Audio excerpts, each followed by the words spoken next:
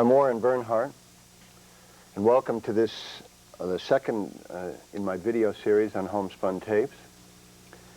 The first series we covered some subjects that were fairly simple and easy to understand, at least I thought so, and I've heard from some people that they gained a lot from it. So we've decided to go a little bit further, and on this particular tape I'd like to focus on some particulars of the harmony that we use in jazz on the keyboard. In particular, building up a comprehensive system of nomenclature and a way of relating to chords so that we know what's going on. We know how to read them when we see them written. We know how to write them down when we find something. Just a very comprehensive system that'll allows very little ambiguity, that you can really focus in on and determine exactly what the composer's talking about, or the interpreter, or whatever. To jump right into it, I'd like to begin once again. I'm going to go over a little bit of material that we did the last time in naming the tones of the scale that you're using. Say you're playing in the key of F major, for instance, which goes from F to F.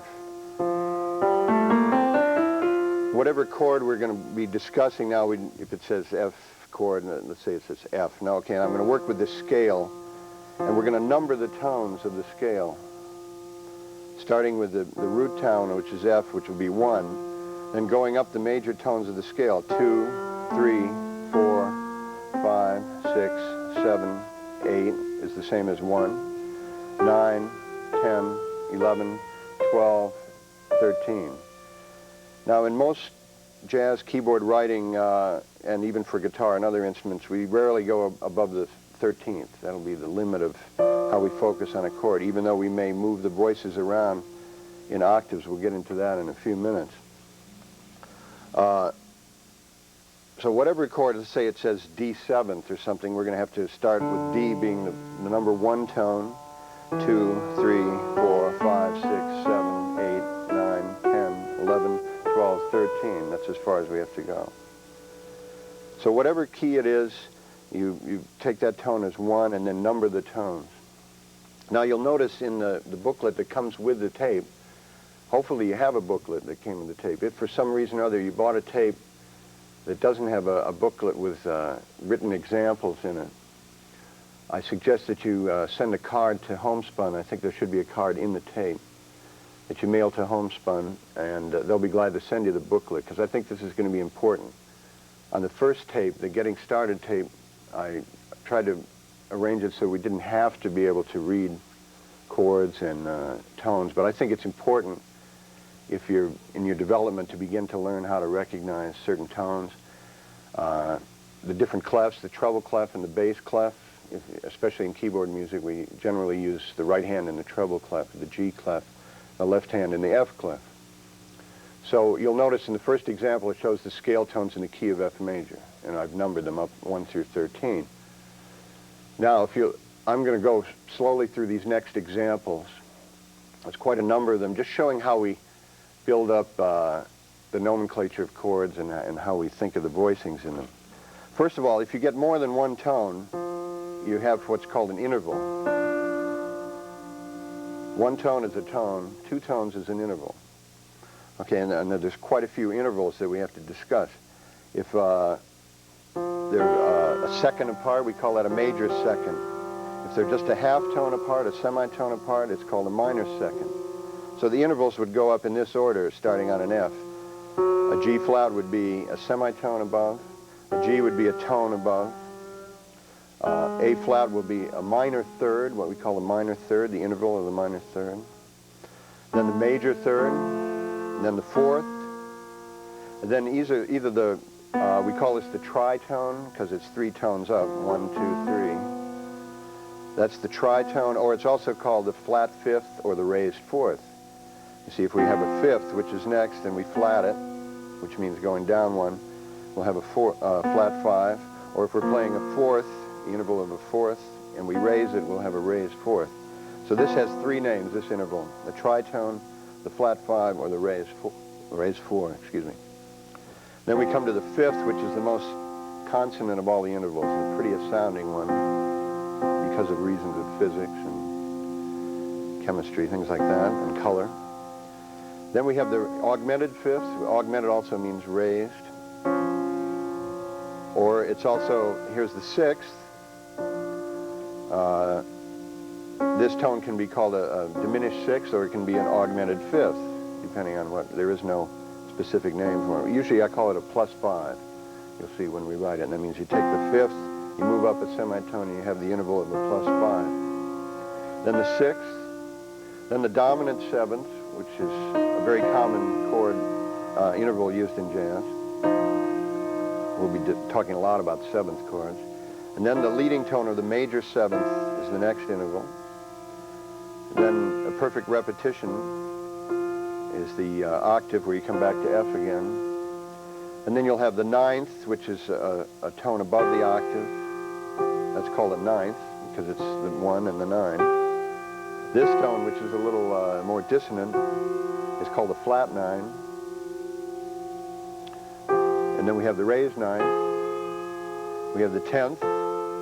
We have the 11th. We have the raised 11th.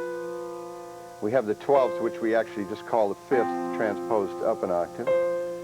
We have the flat 13th, because here's 12, here's 13. We flat and diminish the 13th, the flat 13th, and the 13th. Now anywhere above that, we get back to the 7th, the major 7th, the octaves. So here we have the names for all these intervals, and you'll hear me speaking of like, you know, a 4th above, a 3rd below, and stuff. So when I'm speaking these, I'll try to be very precise, and I'll try to not to confuse you.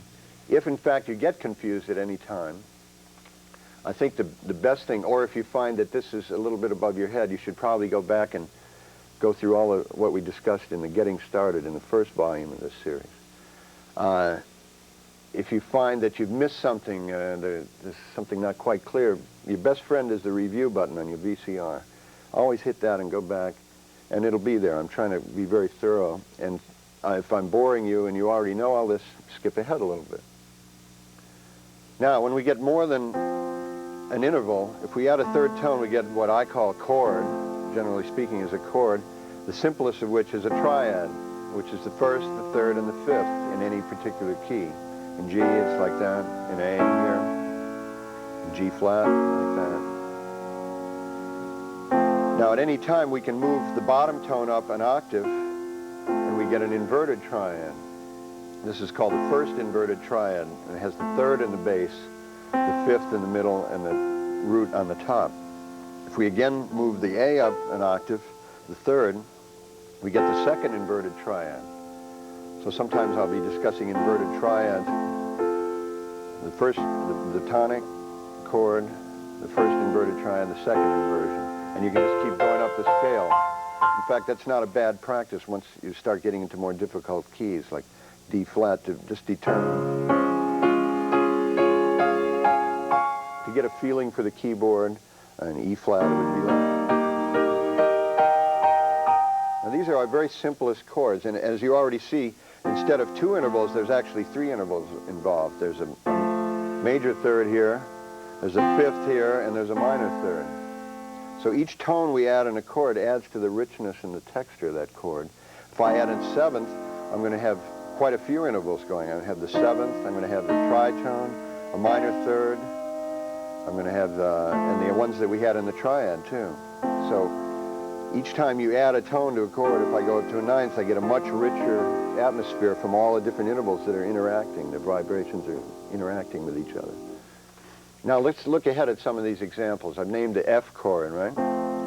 Now whenever you see an F7th, what that means is that you take the tonic chord, the triad, and you add the dominant 7th to it.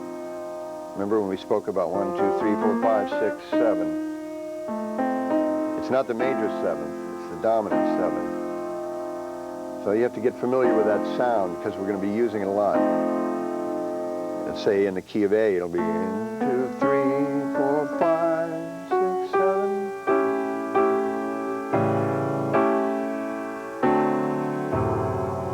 sometimes when they get low, they get very dark and cloudy. But here's an F7, so you can see how it has an E flat in it. And it's not one of the original scale tones. You'll notice that the E is flatted in a dominant 7th chord. You always take the flat version of the 7th.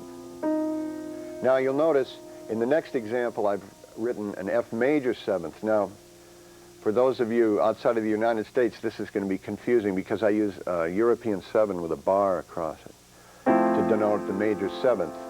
There's a couple other ways of writing it, which would be a capital M 7, or a little triangle 7, or a MAJ 7. There's several ways. I prefer to notate it as a 7 with a bar.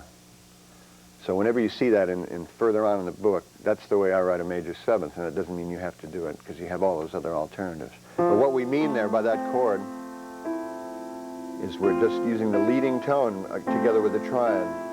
So we have 1, 3, 5, and major 7. And this is dominant 7. So here we have two distinctly different flavors already.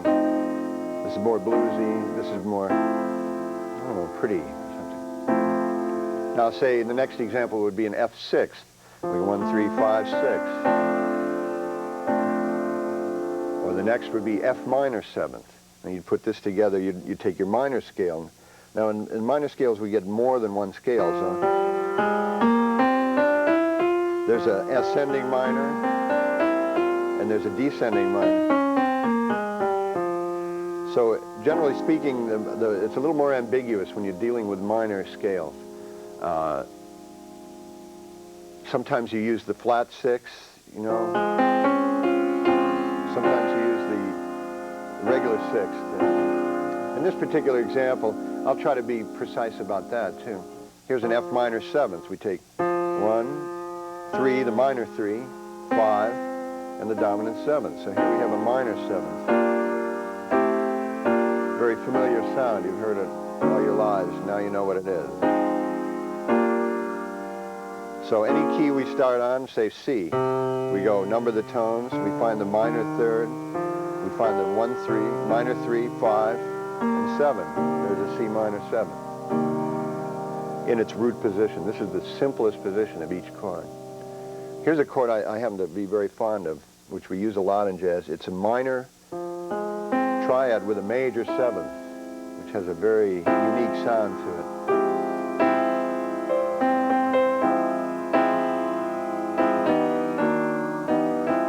It's a little more dissonant. And there's a nice inner movement there if you move from the major 7th to the dominant 7th to the 6th.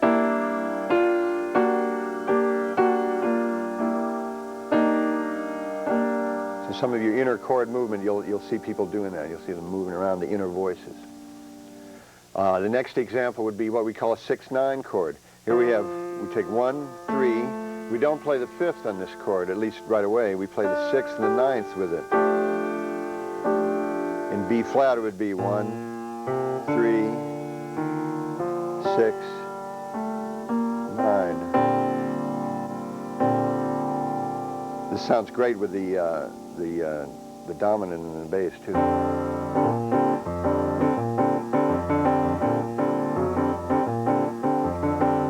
That's a 6-9 chord. Sometimes you can put, say, an F6-9. You can put the 5th on top. That's a nice sound.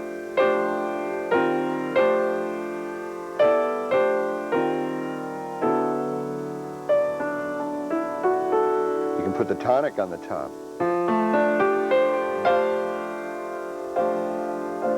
This is what we're going to, these are the very basic building blocks of harmony, what we're talking about. Look at the next example. Here I've taken an F7th chord, and I've taken the 5th and flatted it. You'll hear this chord a lot in jazz. A nice sound, right? Let's do it in the key of D. We take a D7th chord, we work out the steps, right? And now we flat the 5. A diminished 5th or a flat 5th.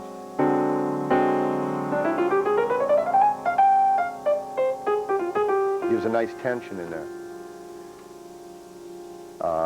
Here's a really important chord, is the sus chord, the next one. I've written an F sus 4.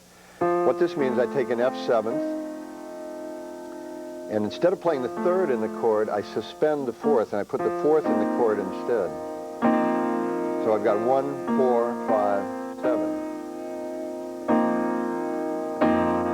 And then if I want to relieve that suspension, I go back to the third. This is a very popular chord. A lot of people use this all the time. You'll be using it for the rest of your life. You can also skip the fifth in there and just play the suspension itself, going up in fourth. These are intervals of a fourth going up, see? Or you can add the fifth. You can add the second, too, which gives you a nice chord. That would be an F7 sus add 2. I'm adding the second to it. See? So you'll notice the next example has the F7th sus, which means when you write sus and you don't say the 4, it means that it implies the fourth, and then it's resolving to the third. See how that works? Now say we want to go even further and work on ninth chords. Now we can go and we count our intervals again, 4, 5, 6, 7, 8, 9. Now we're going to add the interval of a ninth in there. So the one I've got, the next example, happens to be an F major ninth. You'll notice I've written a 9 with a bar, the same way as I did with the major seventh. I put the bar on the 9 on this. So here we have an F major seventh, and we're adding the ninth to it. If we had a dominant seventh, this is a neat chord. What you can do, we'll see a little bit later how much we can use these major ninths and regular ninths.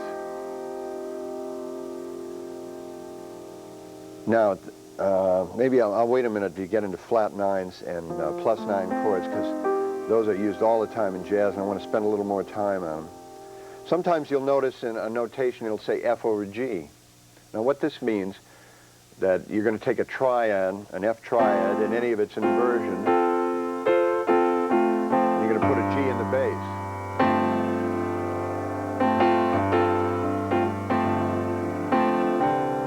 You'll see that go into a C chord a lot.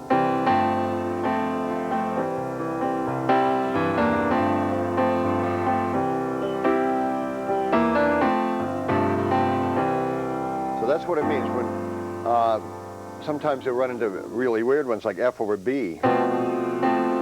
No, that's strange, or F over E. So we call those something over something chords sometimes when they're a little strange, but here's a nice one, an F over B flat. A G over A is a nice chord.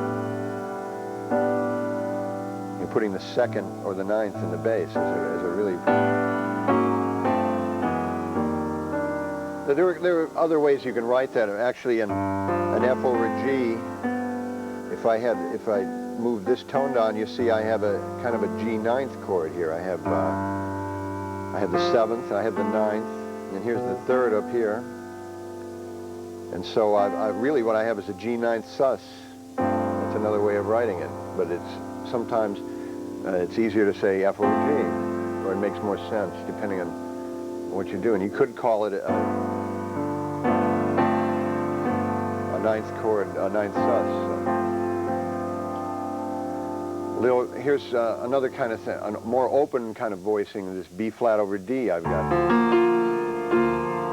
All that is an inverted B flat triad, where I've taken the first inversion of a B flat triad, 1, 3, 5. I've moved this tone up an octave, right? I've taken this down an octave and I've doubled the fifths.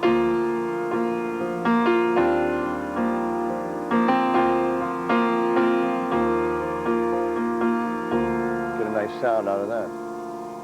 You can also use the ninth in a chord. Instead of a ninth, you can do an add 2, like I spoke about before. Here's a B flat add 2 chord. I take a B flat triad, 1, 3, 5, and I add the 2. So I have a B flat add 2. On any of these chords, at any time, you can take any of the voices and move it an octave above, an octave below. Like in this chord, I can make the next inversion of it would be moving the bottom note up and putting it on the top. It's still a B flat add 2, but not has the 2 in the bottom of it. If I take that note and I move it up, I get another. So this is something you can do at home. You can take a chord, you can take a 7th chord, and move any of the voices around. Let's see. Well, let's see what that sounds like with the 3rd up on top. That's really different. It's a different sound. Or let's see. Let's move the 5th up. Okay. So that's more open voicing. We've opened the chord up. Move this down an octave. Now we've really opened it up, you see? But we're still dealing with the same 4 tones, although their intervallic relationships are changing. We're dealing with the same, just 1, 3, 5, and 7. But you can put it together any way you want to. That's one of the nice things about music, that you're free. You can do all these things with complete freedom. The next example I have there is an F11th. If we take the, you count up a 4th from an octave, you get the 11th, see? So here we are, 8, 9, 10, 11. That doesn't sound quite right. You see, it's 1, 3, 5, 7, 9, 11. It sounds a little bit better when it's minor. It's a very nice chord, the minor 11. Sound good?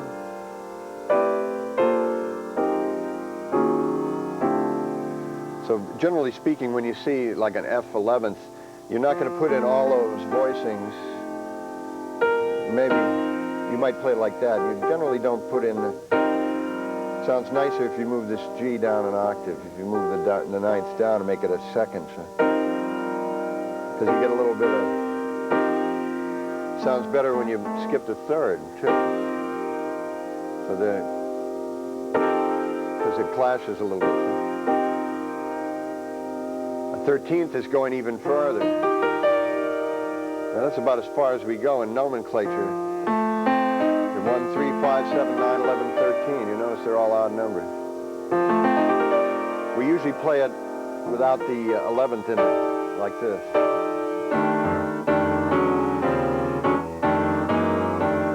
This chord lays great on the piano, especially. I don't know how it lays on the guitar, probably good, but... So we use this a lot in jazz voicing.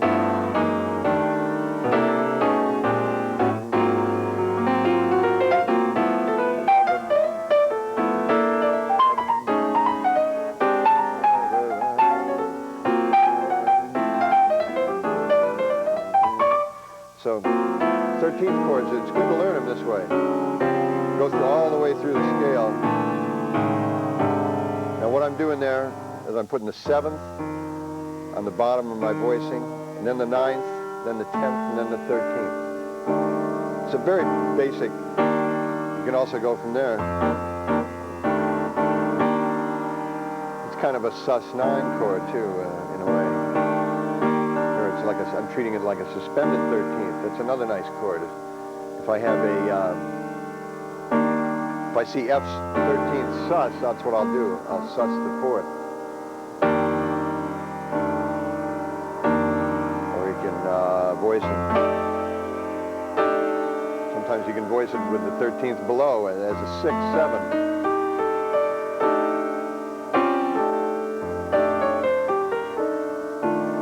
Here's another nice way of voicing it. We're still dealing with the same few tones here. We're just moving them around in their relation, their intervallic relationships change. So that, consequently, all the textures change. Here's another nice chord, is the plus 11 chord.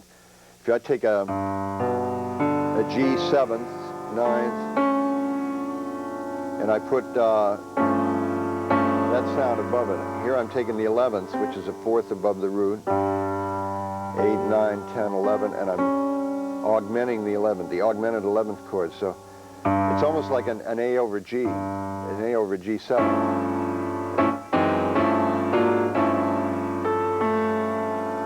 That's a great chord.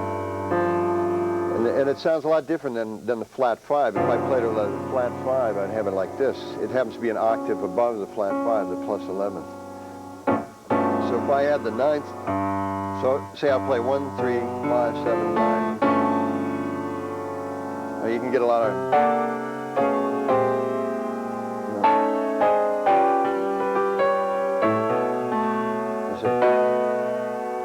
Whoops, I lost it there. Yeah. good way of voicing the plus 11th chord. 1, 7, 10, 13th, and then these are coming up here an octave. It's actually the 9th and the plus 11th. So if I play a G 7th in the left hand, I hope your hand is as big as mine, because I'm very fortunate because I can stretch these 10ths. If you can't, you can always use the pedal and hit, like, so I'm going to play a 10th, you hit a G and then hit this one.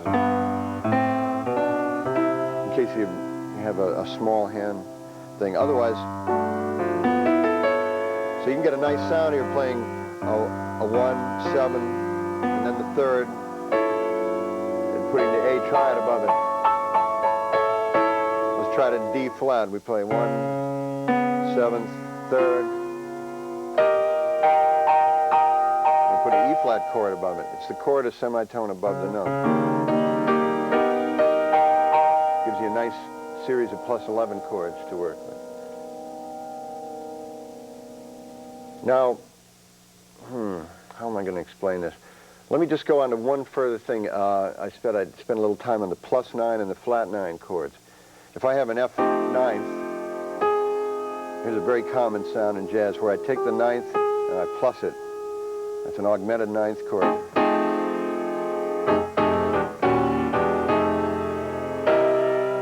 And it's wise to learn all these in all the keys. You know, when you're doing your experimenting at home, spend some time on it, like really investigate. You know, okay, I'm going to work on, today I'll work on plus 9 chords, you know, so. Here's your basic F7th plus 9. It gives you a nice tension there because you have this very strange interval in there, the major 7th interval in the inside of the chord, but then you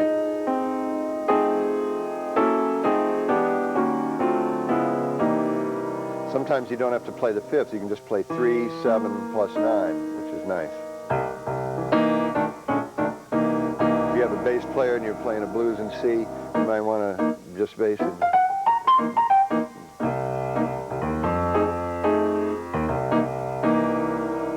You can use these plus 9 chords in the blues a lot. Now the other thing that we use, especially in popular music a lot, you'll find the flat 9 chord, which is just diminishing the 9th. Instead of augmenting it, we're going to diminish it. So we diminish the 9th. This is an F7 flat 9.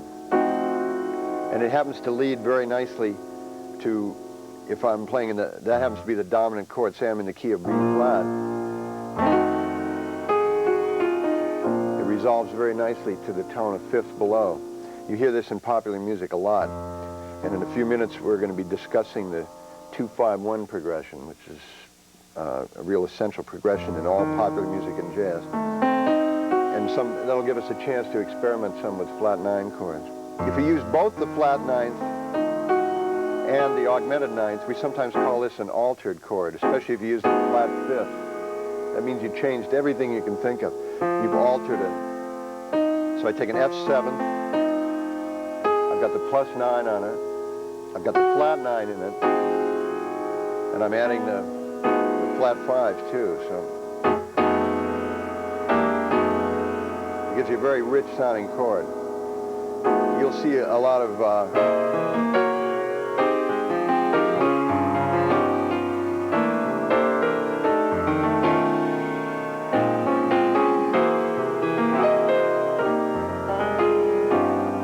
those are a lot of altered chords in there when I was playing. And you can tell by they have a very rich harmonic texture. They're fun to work with. So now what I'd like you to do maybe is just reflect on these examples. Before you go any further, maybe just turn off the tape for a while and look back over what I've gone over. Try to come up with some chords of your own and try to notate them as precisely as possible. Of course, you run into really confusing chords sometimes, something like this. You're not sure what you would call a chord like that. And it has 2/5, a 6th above each other, you know. I wouldn't know quite how to name that chord, but take some simpler chords, you know, take some major 9s. And start to get familiar with writing down the tones, using different keys, not just using F like I used basically for my examples here. And then we'll come back and we'll discuss some new territory, how to use these chords and put them into a more comprehensive whole. At this point, before I get into discussion of the 2-5-1 progression and the 3-6-2-5-1, I just want to go over something that I briefly touched on in the first video of this series, in the getting started part of it, on how to use something that lays very good on the keyboard. Are certain tritones that we use. Remember, the tritone was 3 whole tones apart through the cycle of fifths. I don't know if you know the cycle of fourths or the cycle of fifths, but if I start at an F and I go up, say, the cycle of fourths, I go up to a B flat, and then E flat, A flat, D flat, G flat, B, E, A, D, G, C, and I'm back at F. And I've gone through all 12 tones of all semitones of the scale in a different order. Or I can do it in fifths. I can go up a fifth each time, from F to C, to G, to D, to A, to E, to B, to F sharp, to C sharp, to G sharp, to D sharp, to A sharp, and back to F again. Now there's something that lays really great in seventh chords, especially on the piano. If I play 1, 3, and 7, I get some of the basic tones of an F chord. I can put a fifth in there if I want to. Now if I start going through the cycles of fifths with my left hand as the root, and I move down chromatically with this tritone interval, now I've got a B flat seventh with the third is on the bottom of the tritone. If I go to the next fourth up, which would be an E flat, and I move down another half step with this hand, I'll have the third and the seventh. If I go up another fourth, I'll have the seventh and the third, and so on.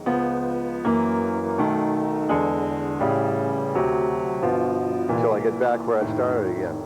So these lay really great on the piano, and when I showed you how to play a simple blues in the first tape, we used them a lot in the blues, you know. But you can go look at this next example. I'm starting F seventh, B flat seventh, E flat seventh, A flat seventh, D flat seventh, G flat seventh, B seventh.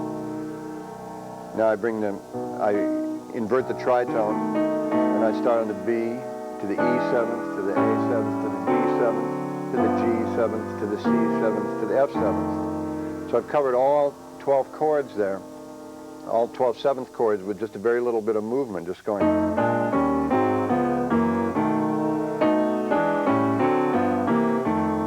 Back where I started again. So fool around with that example a little bit. I think you'll find it very useful to you. I won't say much more about it. I might show you how some of these movements work in context a little bit later. But let's get to my favorite progression, and a most popular songwriter's favorite progression, which is a cadence landing on the root tone, but it's going through what we call 2-5-1. In the key of C, you'll notice in the next example, I have a D7th. There's your D7th, to a G7th, to a C. You'll notice in this example I've written it 2 different ways. I wrote D7th, G7th, C. The chords are down below in the bass clef. And I've also written a big 2, small 7, big 5, small 7, 1. That means we're working on this progression 2-5-1. So I'm taking the second position in the C scale, the D, the 7th chord, the 5th position, the G, the dominant 7th chord, to the tonic. Now in the next example I've written D minor to G7 to a C major 9th, for instance. Now this progression happens over and over and over again in all popular music, in keyboard literature, any kind of musical literature. It's a very popular cadence dating back from Lord knows when, from a long time ago. Well, I've written out these 2 examples because I want to show how important it is that we should spend a little bit of time on it. There's another way of doing it. Sometimes it'll go from the 2 minor chord to the 5 chord to the minor chord. Sometimes from a 2 minor flat 5 to a G7th to a minor, or like.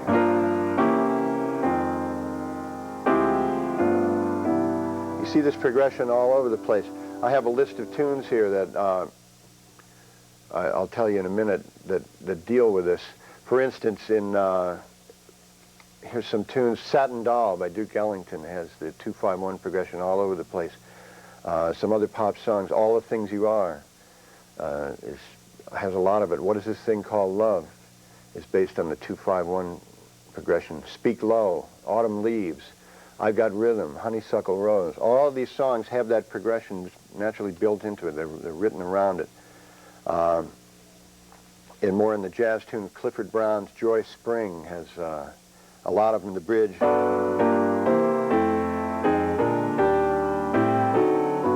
Has many 2-5-1s in different keys put together. Bill Evans's Waltz for Debbie is a good one to look at because it's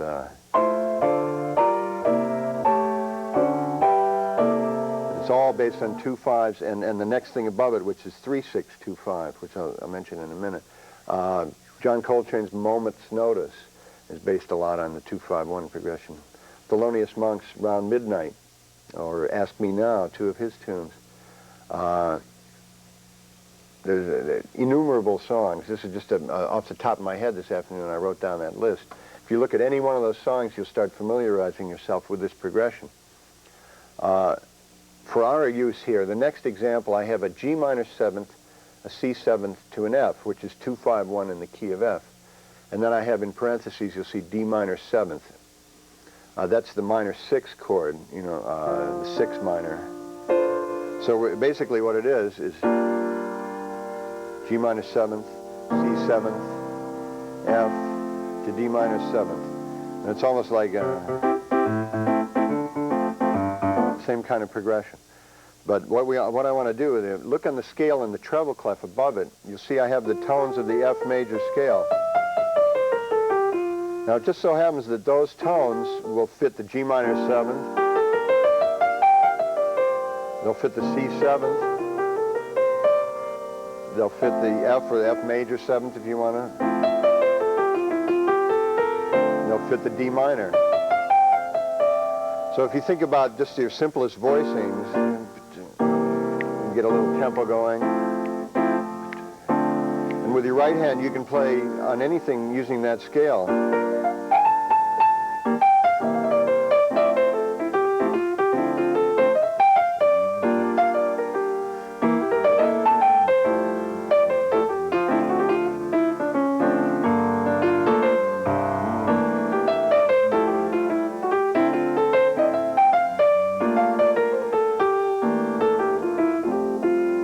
You see how that progression is you can use any of the tones in that F major scale over the 2-5-1 minor 6 progression. There's also a thing called the 3-6-2-5-1. In the key of C, it would start on the minor 3 chord to the minor 6 chord to the minor 2 chord to the dominant 7th on the 5 chord to the tonic. So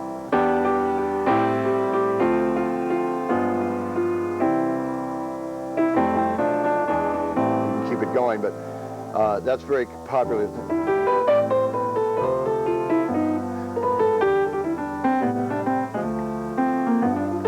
can go 3-6-2-5 all day.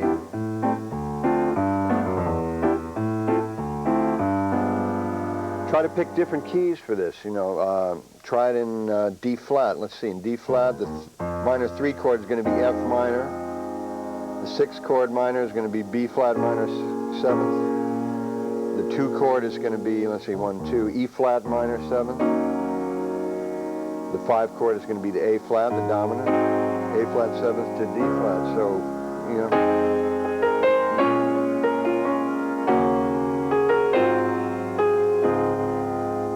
You can pick any key you want and work out this progression in it. I'm sure you'll come up with some ideas of your own. You'll probably start writing songs as you're doing this because it's such a universally appealing cadence. And it's in use. You'll notice the next example I gave you, just a D minor to a G 7th to an E minor 7th to an A minor 7th. Just fool around with it. Try to play some jazz on it.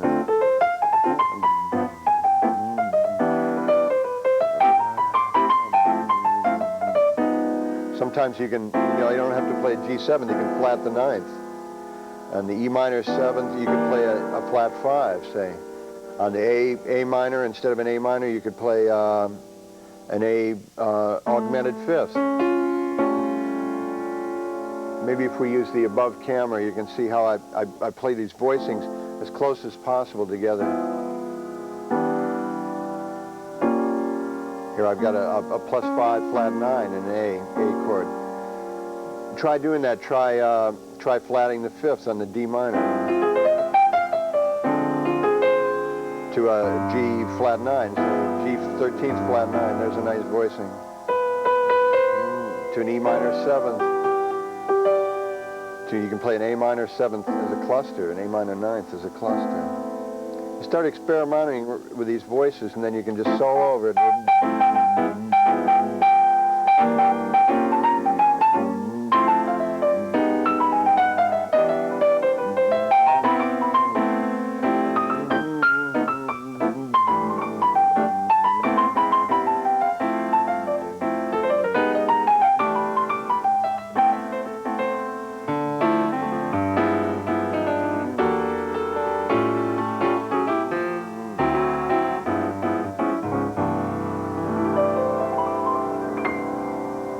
Such a popular progression, you can't go wrong spending a lot of time on it. There's just nothing like it in music. There's a tune I forgot to mention by Shirley Scott called Big George that's a great tune to experiment with this progression. It starts off, I won't play the song, but the chords 2-5 and A flat, a B flat minor 7th and E flat 7th, and then go up a half step to B minor 7th to an E, going to A. So the first phrase, I'm in the key of A.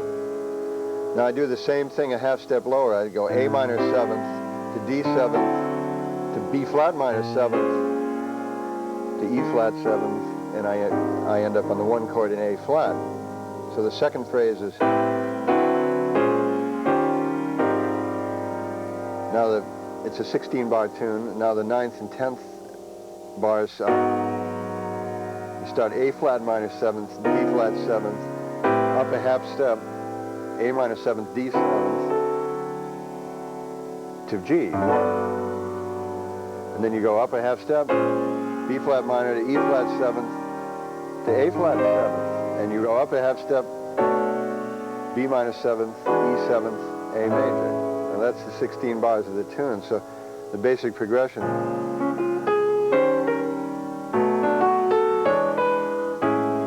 3, 4, 1, 2, 3.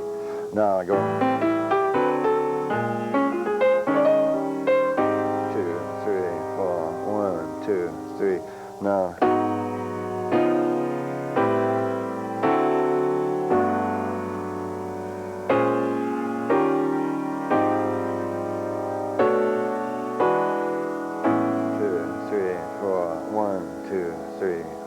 You'll see where I wrote out the changes for Big George. This is really an etude in the 2-5-1 progression. So when you get a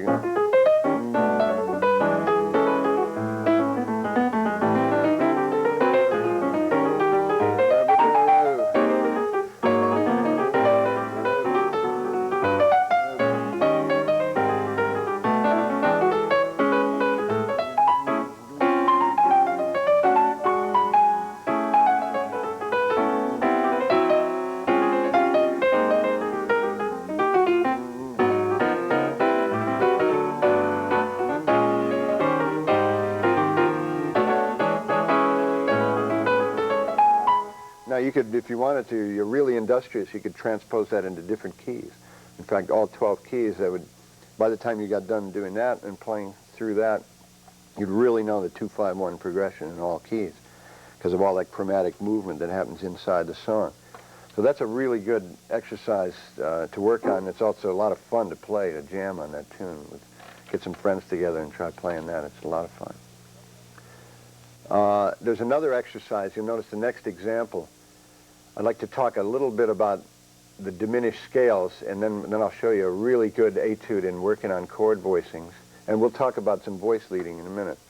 But you see, I have using flat 5 to flat 9 chords. I have an E minor 7 flat 5 in the first bar, and then I go to an A7 flat 9, and then I do the same 2-5 kind of progression. That's actually 2-5 into D, right? You're going the 2 chord to the 5. Now I start again into D, going into C, and then I keep going, and I finally resolve on a B flat. Now this progression, you might use it in Stella by Starlight, Woody and You by Dizzy Gillespie has this progression in it. So Around Midnight has it.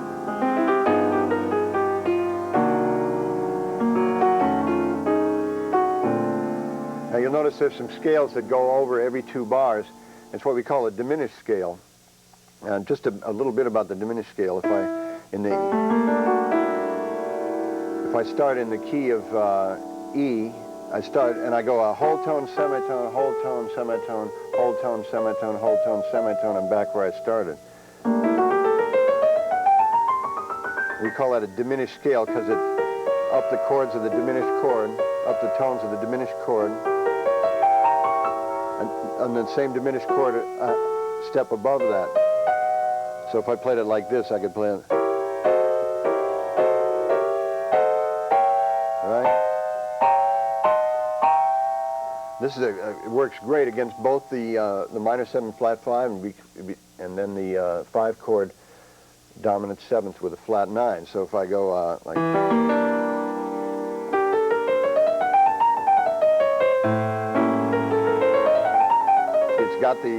it's got both the flat 5 and the flat 9, which are the same. You know, if I play a E minor flat 5 and then I keep that tone. So look at these scales a little bit and start fooling around with them. There are only 3 of them because once you've gone up 3 semitones, you start repeating yourself again and you come upon the same scale again. And what you can do on it is, once you get a little bit proficient on it, maybe go.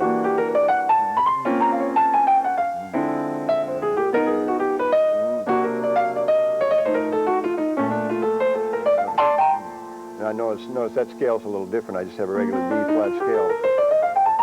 Now these scales that are written above you can use to construct your solo.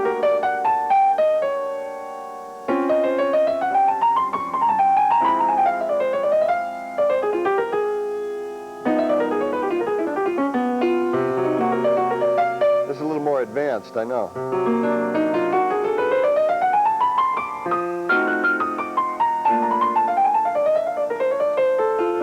So this is a really good exercise, and I challenge you to write it out in different keys and think of the proper scales that go with it, because you'll find you'll discover a lot about your own playing, and especially if you're at all interested in bebop. These are really requisite chords.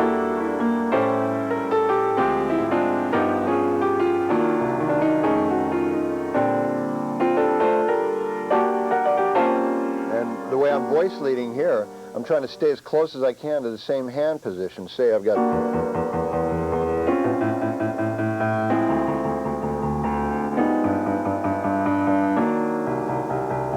See? So it feels real good on the keyboard to do that. And you get a nice kind of voice leading there. Usually when voice leading, what we're trying to do is keep the intervals as small as possible from one change to the next. So, you know, that I'm actually keeping 2 of the tones the same and just moving those, see? And you can add the minor 11th if you want to.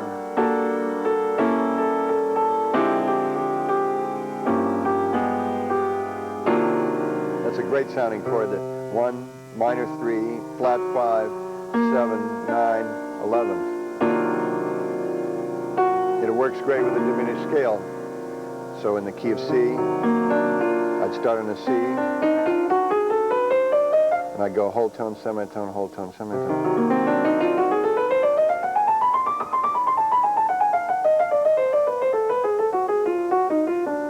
There's other ways of putting diminished scales together. There's patterns. That's a good invent your own exercises on this. I think it's such an important scale because in the course of a solo later on, you might just flash into the scale and then out of it again, or you may alter it a little bit. You might, half this scale would be diminished scale and half would be a diatonic scale or something. You can create a lot of colors with this. Okay, at this point, I'd like to say a few words because I think it's necessary before we go into some more detailed look at chord voicings. I'm rather limiting myself today to one specific area, which is the makeup of chords and the way your voice leading goes, the way you harmonize a song. And the primary dilemma for any teacher of jazz is that basically it's an art that can't be taught. It's really a process of developing your own ear, your own piano technique, your own individual sound. So I'm on a delicate territory here. I don't want you to just imitate what I'm doing. I'm trying to give you some food for thought and a few pointers along the line that are going to aid you in your own self-discovery. Because really, when you learn the piano in the jazz context, it is entirely a process of your development of your own inner self. And it's difficult as a teacher to try to impart that to all the students, that it's not just a thing to imitate someone else. It's a way of using your ear at all times while you're practicing, of trying to find out what spiritually makes you want to play and how you're going to express yourself through the instrument. I mean, it's just a hunk of wood and metal and stuff that is available to you, and it's a beautiful creation. Even your electronic keyboards. Oh, another point, allow me to change the subject.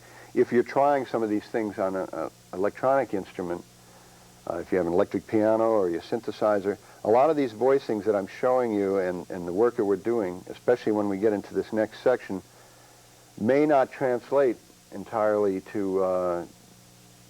they may not work on an electronic instrument. You may have to discover other voicings, other things that'll sound good to you on that instrument. Very often, if I was playing a Fender Rhodes, I wouldn't voice the chords that I would on the piano. I'd have to adjust. So you should bear that in mind if you're working on an electronic keyboard, unless you have like a piano module that is a sampled grand or something. Then it'll work. But when you're working on your instrument, you should always, first of all, you should always trust your ear, because that's the real thing that's going to determine how you voice chords and how you move your voices around. I'm just trying to show you a rather comprehensive system of notation and ways of developing the art and leaving you on your own, essentially, because I can't tell you how to play. For a moment, before we get to the next example, let me talk to you a little bit about open and closed voices in chords. Some of those very basic examples I showed you, like of an F7th, a chord like that, that's a closed voicing. You can't get it any tighter than that and play an F7th. You can open that chord up. Remember I said you can move any of the tones up an octave or something. I can open it up like that. I can go, I can make it as wide or as narrow I want in the spectrum of the keyboard. So say a D minor 7th, I could play it here in its simplest form, or I could give you that's a nice open sound. It's using the same 4 tones, but I've opened the chord up. I could even go further and say a D minor 9th. Instead of playing it like this, I could go maybe, now that's a very open voicing on it. It's essentially the same tones, the same flavor. Or I could play it as a cluster, something like that. That's like a D minor 11th, you know. I can give you a cluster chord. That's a very closed kind of voicing. So maybe for a minute you should, let's look at this next example. You'll notice there's 3 4-bar phrases that I've written out with repeat signs. And this is a little exercise that I devised so we can talk a little bit about how to harmonize a certain progression. This happens to be 4 bars from a tune of mine called Rainbows that I recorded a few years ago, and I thought it would be useful to look at it in its simplest form and then work on it a little bit and expand it more and more. And maybe we can use the overhead shot in a few minutes where we start to show you how it expands and how we can start using colors and textures in our voicings. In its simplest form, if you look at it, you see in the top line I've written the chord changes for this 4-bar progression. And I've used the closed voicings in the left hand there. So for a G minor 7th to a C 7th, I have a closed voicing. To an F major 7th. And then we go a 2-5-1 into B flat through a 2 minor, C minor 7th to a 5/7 chord. Now we're in a B flat major 7th. And these are the very simplest forms of these chords. Next is an A 7th with a raised 5th to a D minor 7th to a G 7th. Now if I just improvised a melody against this, it's probably going to sound a little bit dumb, the way it comes out using these voicings, but it is a basic, and they are the right chords. They say at a ballad tempo, like 1, 2, 3, 4.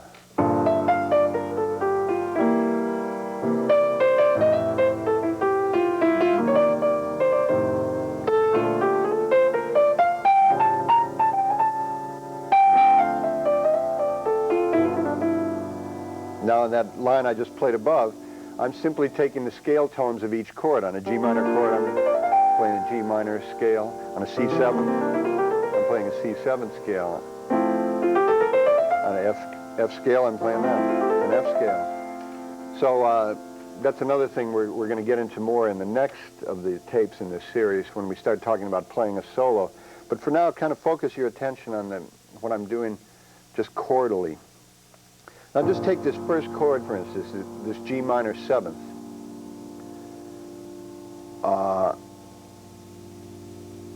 In its simplest form, it's like this, but there's many different ways I can play a G minor chord. Say I want to play a little bit more with my right hand. I might just play the bass note in the left hand and play like that. I might want to, you don't have to, just because I said a G minor 7th doesn't mean that you have to play it. You could add a G minor 9th to it. And add a little cluster on it. You could open it up and make it a minor 11th. Or you could play it an open voicing on a G minor 7th. Or you could make it really complicated and play a big block chord on it. You see how I've added voices and I'm doubling certain other voices. That's still a G minor 11th.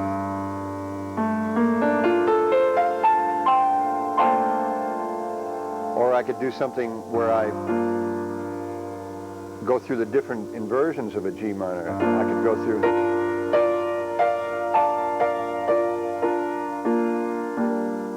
or I could go like,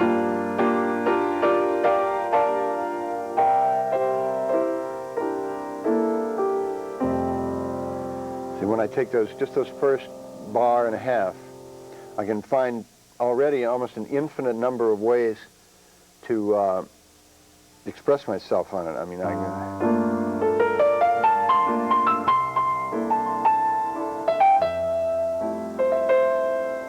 just those 3 chords, which happen to be another 2-5-1, incidentally. Or I could keep it. I can add the 2nd in that F chord. Here's a great sounding major 7th chord. If you do 1, 2, 3 major 7th, and play the 5th up here.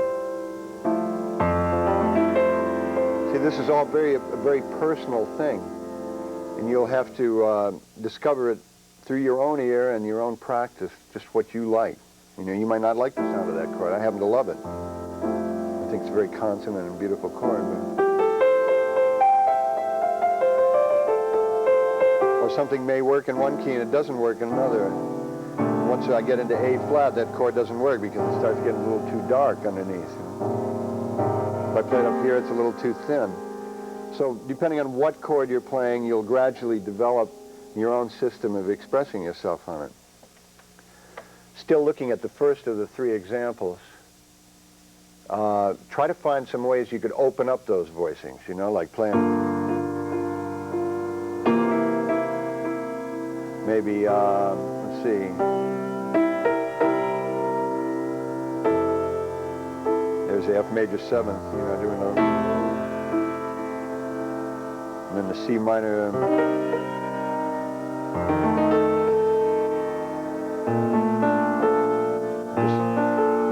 the next most open voice. So when I have a root position here, I can move any of these tones up an octave. Remember how we do that, right? I could take the B flat and the F and move them up here, and I get a much more open voicing. See? So try just experimenting with these different chords, seeing sometimes using inversions in the right hand. Sometimes you can just play the 7ths in the left hand.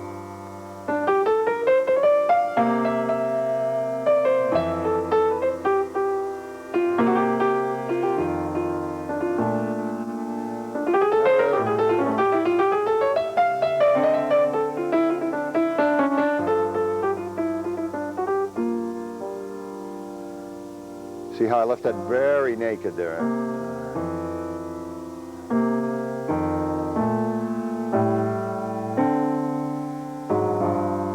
Another thing you very often find jazz players doing, say you want to land on a certain chord, I want to land on an F chord. Very often you'll come at it through a chord a half step above. See, I could play G minor, C13s. There I'm playing one of those plus 11 chord we talked about a while ago. So very often you can come at a chord. So instead of going to the F that time, I went a tritone away to the B chord. I went C minor to a B7th flat 9 to the B flat major 7th. Generally speaking, when you have a 7th chord written, if I have a 2-5-1 into B flat, say, I have a C minor, F7th, B flat major 7th. When I'm going into the tonic, when I have a 7th chord, I can play the chord a tritone away from that. Now this sounds confusing, and if I lose you, remember to go back and use the rewind button, the review button on your VCR. Say I'm going C minor 7th to F7th to B flat major 7th. When I get to the F7th, if I want to, I can go up a tritone. Let's see, 1, 2, 3. The tritone incidentally divides the octave in half. 1, 3, 1, 2, 3. So I can play a B7th instead of the F7th. You understand that? Instead of going C minor to F7th to B flat major, I can go C minor, B7th, B flat. Now this is really an interesting thing to do, because already now almost any of those times I have 7th chords, or I have a chord that I want to land on, I can go either a tritone away on the 7th chord, or I can go a half step above the chord that I'm going to. For instance, I've got G minor. Now I might go to that, right? I went to G flat to F. Now maybe just for something different, I'll go through a B chord into the B flat, to the A plus 5. Now let's maybe, here's something that sounds good. From the D minor 7th, I'll make it into minor 11th. And I'll go through plus 11 through A flat into the G7. So that would be like, I've already changed the progression.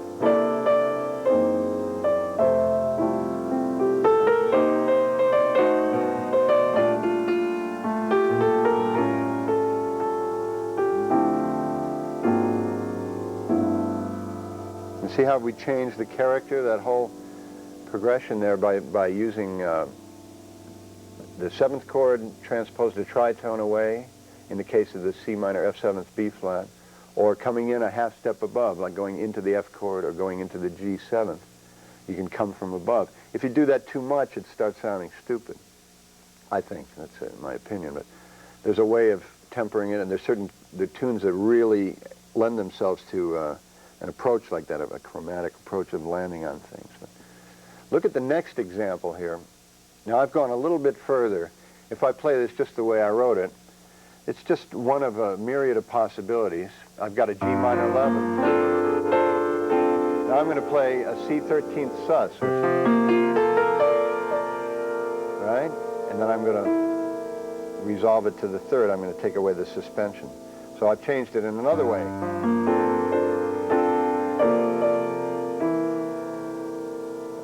I'm not particularly fond of doubling the third, but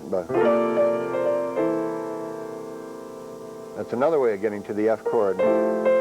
Now I voiced that up here with, it's kind of like this one that I showed you, but I moved it up an octave.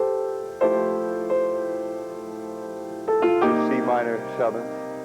Now I'm going to play an F13th and show you how the flat 13th works going into the B flat chord. Here's an F13 and I flat it, which is something that you see a lot in popular music. I mean,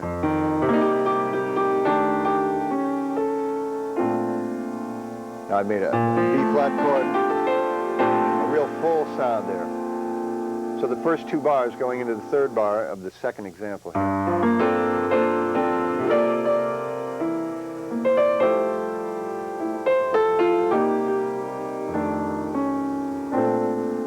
So I have that inside voice. Now we're starting to do a little voice leading inside. See, that's a... It sound good with the sax section doing that. You get the tenor sax to go down. See? Now instead of just playing an A7th augmented after the B flat chord, you'll notice instead of going 5-1 into the D minor, I've added an E minor 11th flat 5, so it goes like this. I've added another color.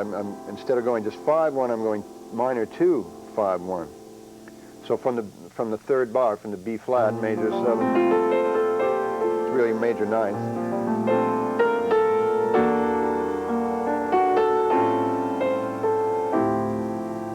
All right. Now instead of a G 7th, I'm playing a 13th there. So to play through the whole 4 bars.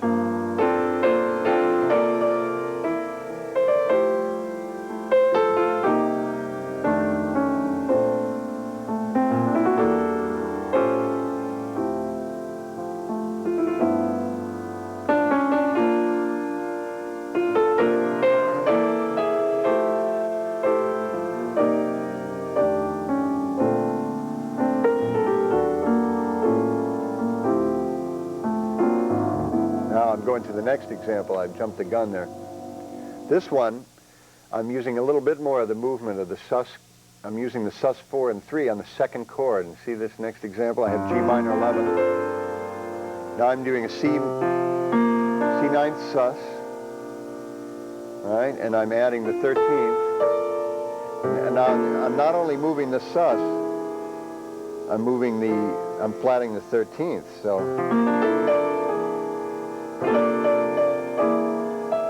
That's a real pretty sound when you do that.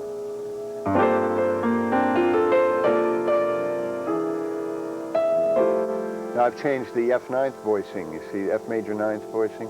I've added more tones and I've used the one I like and just doubled it. So it's a little more voice leading going on.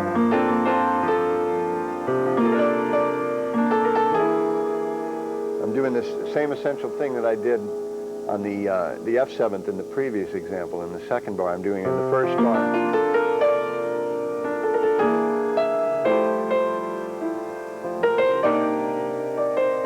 Now here on the F chord, on the F7th or the B chord, I'm flatting the 9th.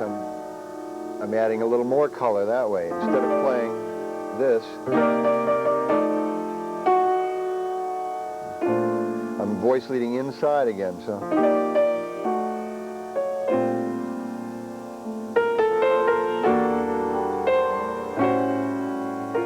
See this next thing I did here now? Now I got I'm adding a +9 on the A chord. See, you go up a 9th, starting on A, and you raise it. So I've got this tension here.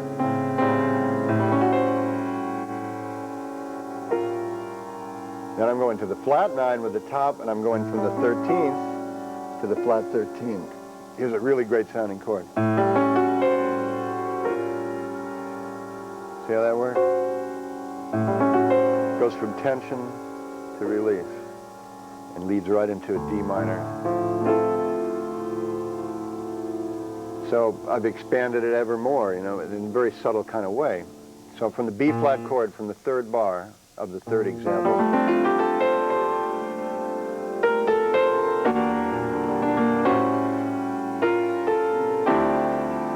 now here's a real full D minor voicing. I'm playing 1, 5, 10th. You may not be able to reach that. Just play it like this. I'm using my thumb double here, which is nice. It gives me 11 fingers when I do that. And now I'm going to go through, remember I said you can go into the G chord through a semitone above it? I'm going to go the A flat 9th with a 13th and a plus 11th in it.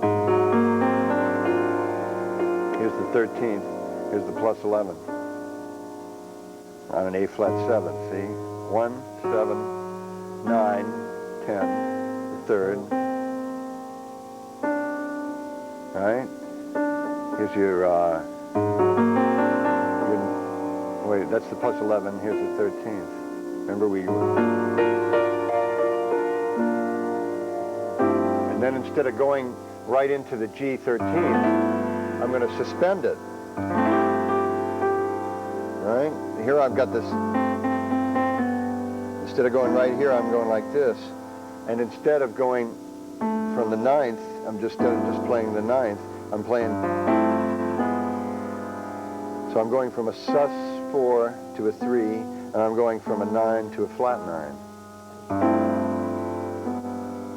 So playing the whole example slowly, 3, 4.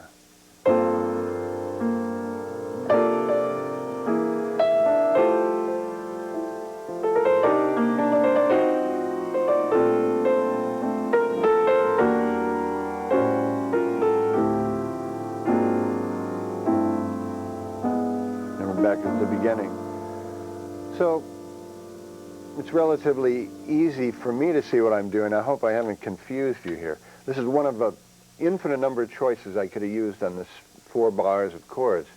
I just happen to like the way that sounds, so therefore I use it. But say I want a solo on it a little bit, and I'll experiment with my left hand trying different voicing, trying the minor 9th up here and going to a... See how easy that movement is? I'm going from a G minor 9th to a C13th, and all I'm doing is moving one note. So that's a very economical voice leading there. I don't have to go through a lot of... Say I have a bass player that's playing the...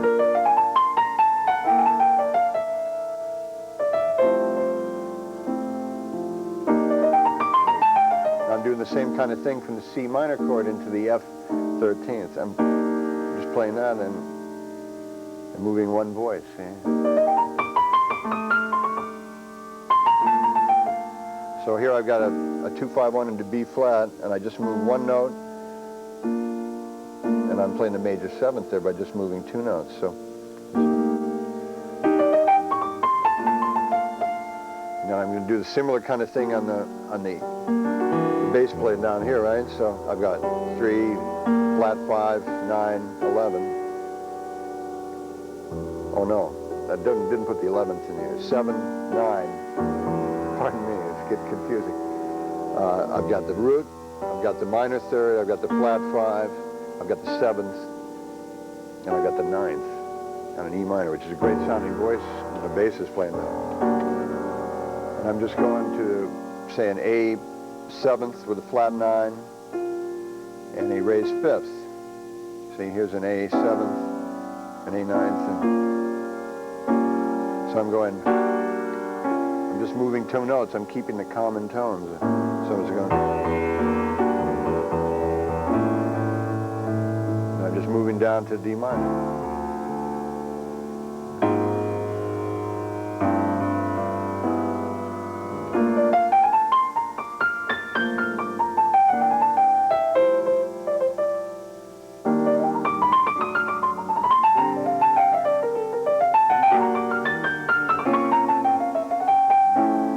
I put in a minor major 7th in the D minor chord.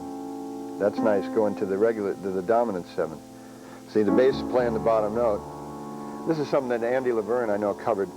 When you're playing with a bass player, you have the luxury of leaving off the bottom note a great deal of the time. So, in fact, you want to do this so that the bass player comes up with some nice stuff. So, essentially, the way I've been voicing these chords, I'm not playing the root.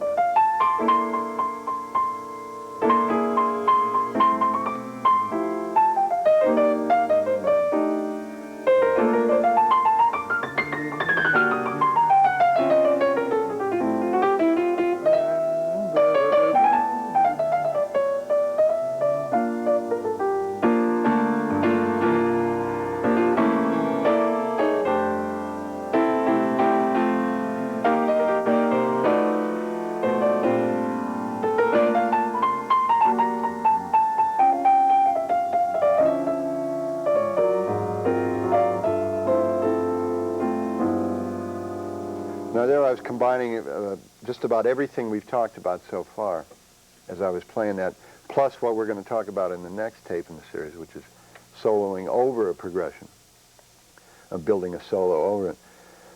Essentially what I was trying to do there was to stay within the framework that we have, the simplest framework or to the most complicated, depending on how I felt at the moment. This is entirely arbitrary.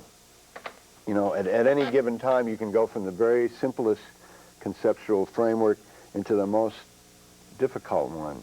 And this makes the listener get up on the edge of their chair. You know? It's a nice technique to. So if you have a thorough knowledge of the way you voice these things, the better off you're going to be. You know, you won't run into harmonic errors. You won't run into lapses of memory, and you'll keep a certain consistency in your playing. So I urge you to take. Take a song that you really love, you know, I don't know, you name it, a song that you love. Maybe approach it several different ways at once. Listen to some of your favorite artists, the way they perform that song. Find out what you like and what you don't like about what they do. Then sit down and really look at the harmonic framework of that song. Pencil it out, just write out the basic changes, the way we did in that first of those three examples. Then start playing on it, start coming up. Well, maybe I'd like to change that, you know, the way I went from, you know, maybe I want to move in from a half step there. Maybe I want to add that minor 11th flat 5, you know, to the A chord, to the D. Make it a little more complicated. Try it that way. Try it in different keys, you know. Don't limit yourself, is what I'm trying to say. Because the more time you put into thought like this, an original approach to things, the more results you're going to get, and the happier you're going to be about your own playing. So I just throw this at you as a brief illustration of how a pianist might approach a section of a song, say.